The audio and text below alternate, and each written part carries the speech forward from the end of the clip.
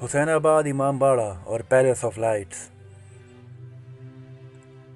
It was built in between 1837 to 1842 and endowed by King Mohammad Ali Shah as a burial place for himself.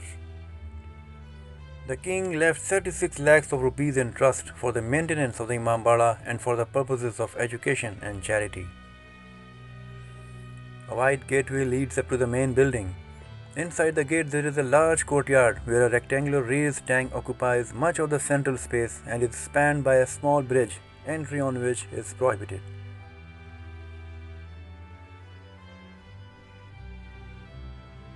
On either side of the courtyard is a small imitation of the Taj Mahal.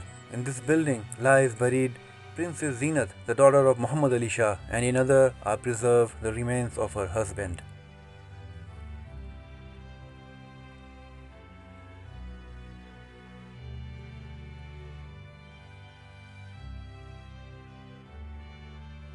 There is a beautiful masjid standing on an elevated platform with excellent jali work on it. This masjid was in exclusive use of the surviving heirs and successors of departed royalty. This Imambada presented a very grand appearance when illuminated, and in the times of Nawabs it formed the chief attraction during the Muharram. This is the entrance to the main chamber where the tomb of the king is located.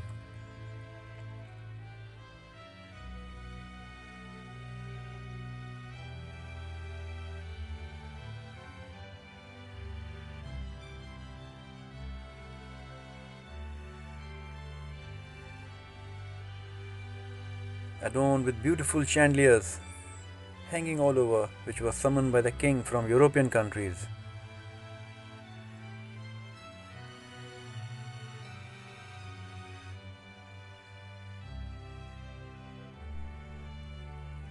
Here lies the King Mohammad Ali Shah in his eternal abode.